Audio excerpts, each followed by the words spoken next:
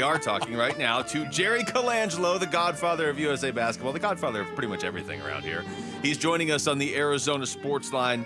Jerry, thank you so much for the time. What are you up to? You're always doing something important. Yeah, 50-year reunion, and we had players coming back from prior decades, and it was an amazing time of camaraderie and brotherhood, if you will.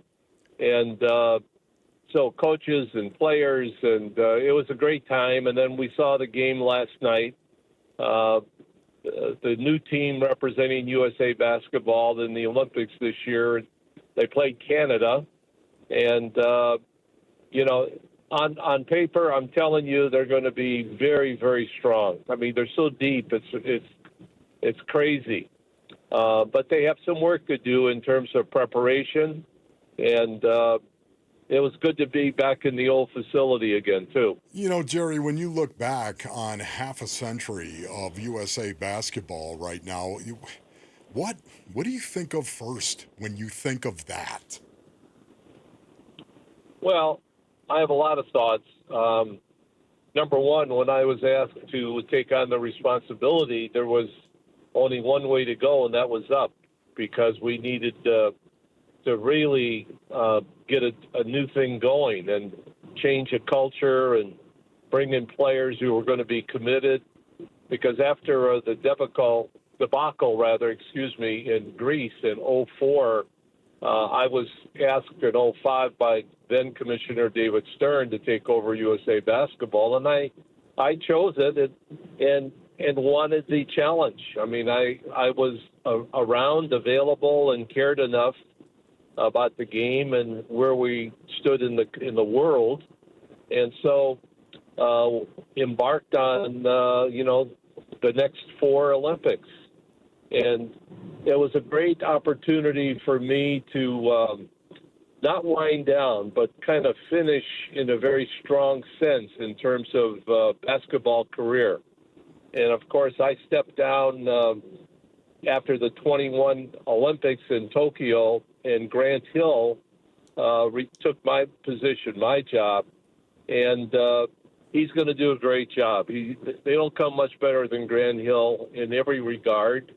And so I had a chance to see some of the current players, coaches, as they left this morning to continue with the exhibition games heading to Paris for the Olympics.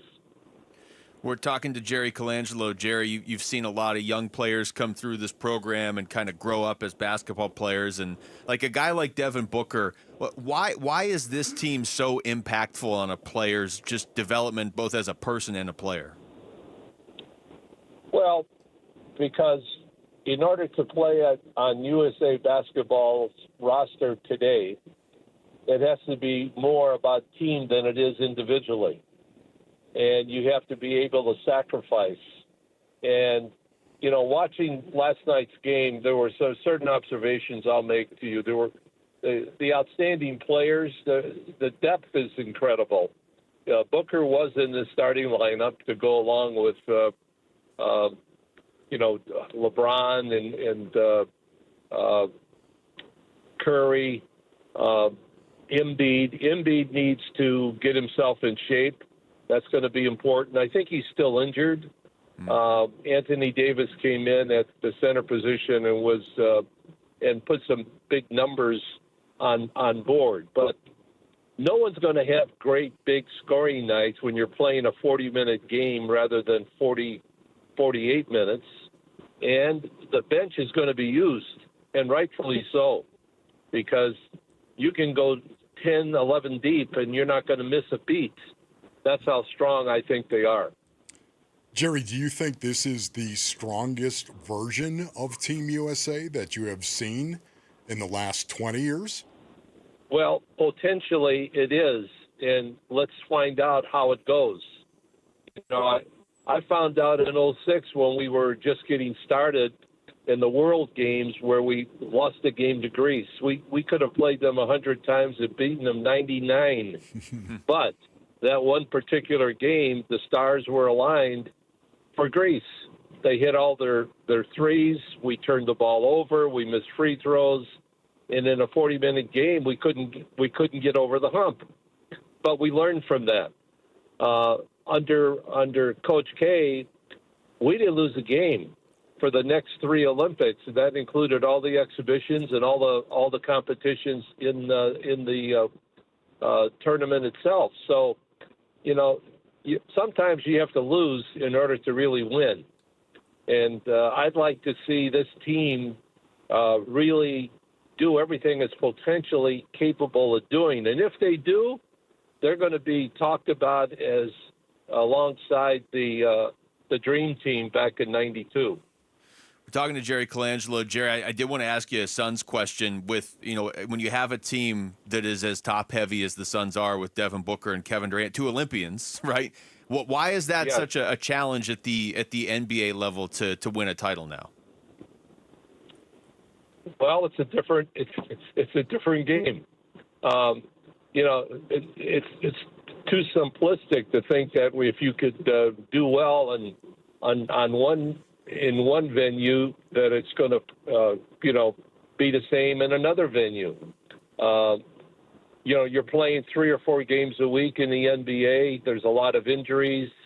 There's a lot of personnel that changes each year, it seems. A lot of turnover. A lot of coaching turnover, too. So many different factors. I'd say USA Basketball has much more stability in terms of, the top on, from the top on down. You have players who are star players from their respective rosters and teams who are willing to sacrifice their game for the good, for the betterment of the good. And so it's a little bit different circumstances. Jerry, are you interested in owning a hockey team at all? Are you interested at all in possibly owning a hockey team? Just asking.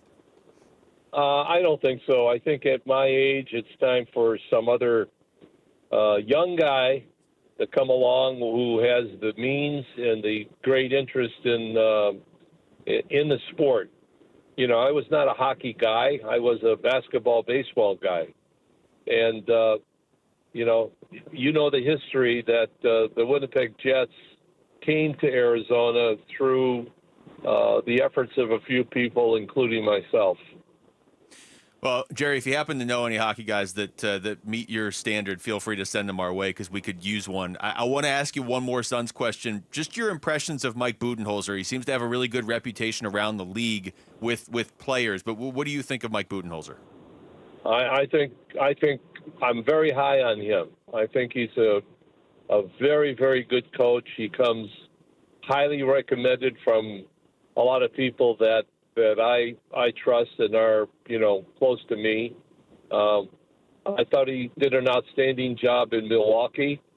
And it's great to see kind of a local guy get the opportunity, having grown up in Holbrook, being a Suns fan back when as a kid, and here he is now running the show. So it's a great opportunity for him, and I'm hopeful that this year the Suns team can live up to expectations.